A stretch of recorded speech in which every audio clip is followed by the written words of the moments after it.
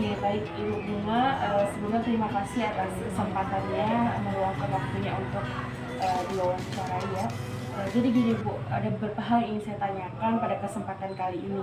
Nah, berdasarkan hasil observasi yang sudah saya lihat langsung di kelas Ibu, ada beberapa peserta didik yang mempunyai karakteristik yang khas ya, dan bentuk belajar kegiatan yang mereka lakukan itu kan berbeda-beda.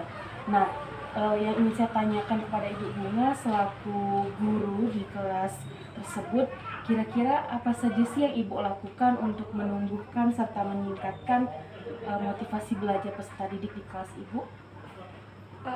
Tentunya sebagai guru sudah banyak cara, banyak media ataupun metode yang kita gunakan untuk mengembangkan teknik belajar kita ataupun menggali lagi tentunya perhatian dari murid-murid tersebut agar lebih termotivasi dalam belajar.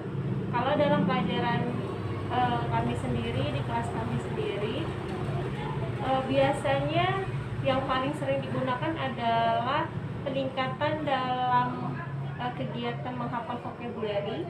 Itu digunakan dengan cara media lagu.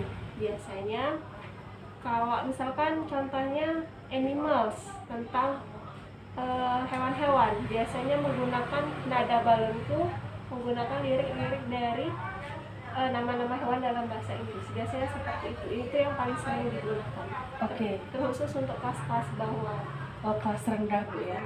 Oke, jadi salah satu yang biasa Ibu lakukan dalam motivasi mereka itu melakukan metode pembelajaran dengan teknik lagu ya. Bisa dicontohkan Bu, lagunya seperti apa? Contohnya seperti yang sudah saya sebutkan tadi, itu animals. Animals itu ada beberapa, seperti yang kita pelajari itu ada giraffe, itu jerapah, apalagi ya, parrot, itu burung beo. Contoh lagunya sudah saya ingat dari yang Bu. Oh ya, fish itu ikan, giraffe itu jerapah, lion itu singa, tiger itu harimau, elephant itu gajah dog, kanguru itu kanguru, ostrich burung unta, parrot burung beo. Itu menggunakan nada balonku.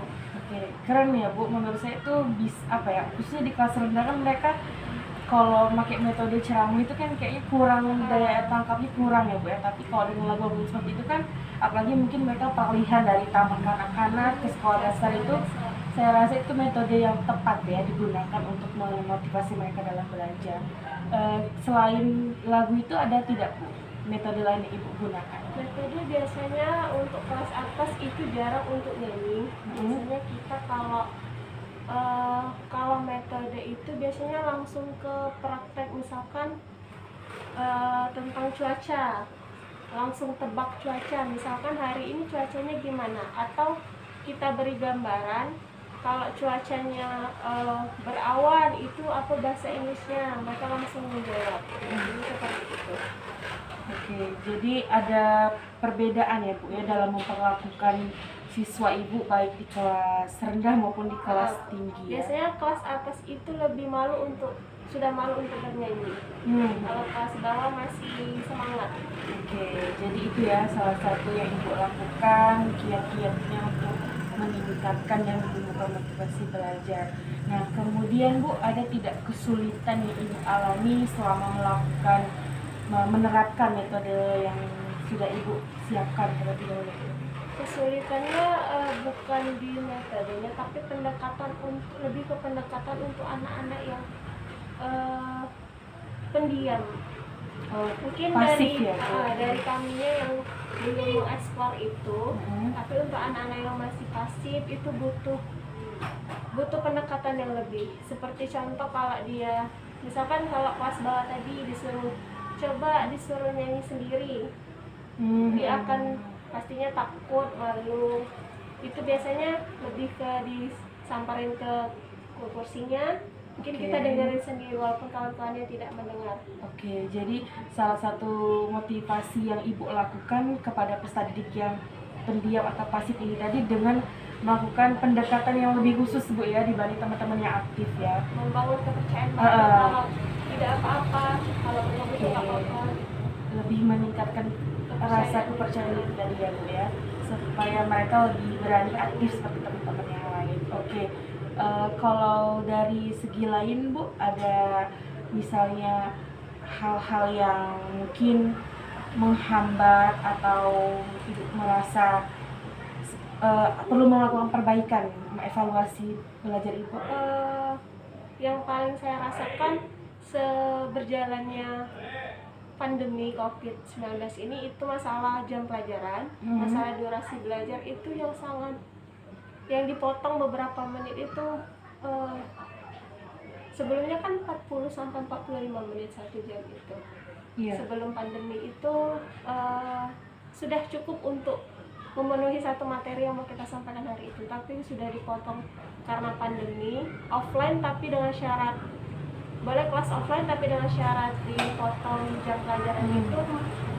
Kami sendiri mengalami kesulitan untuk menyampaikan materi, untuk mengemas satu materi itu dalam durasi waktu yang sudah ditentukan.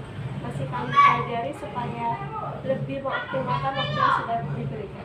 Oke, untuk kata Ibu tadi kan itu jadwal itu mengalami perubahan Bu ya. Nah, untuk tujuan pembelajarannya sendiri Bu, apakah itu sudah tercapai dalam setiap kali pertemuannya atau seperti apa? Alhamdulillah sudah tercapai, namun mungkin di akhir kegiatan itu kan ada review pembelajaran. Seperti membuat kesimpulan ya. Itu biasanya lebih dari, kadang kan kita mencoba untuk bertanya ke murid-murid ini kesimpulannya, coba simpulkan gini-gini. Tapi karena berhubung waktu sudah hampir habis, jadi kadang dari kami sendiri yang menyimpulkan pelajaran hari itu. Oke, jadi itu ya Bu ya, salah satu kendala, hambatan, serta upaya Ibu dalam memotivasi belajar peserta didik kelas. Baik Ibu Bunga, terima kasih atas waktunya. Semoga apa yang Ibu Bunga lakukan ini dapat bermanfaat, kedepannya bisa meningkatkan lagi apa yang sudah Ibu Bunga persiapkan ya dari awal. Baik, terima kasih Bu Bunga atas waktunya.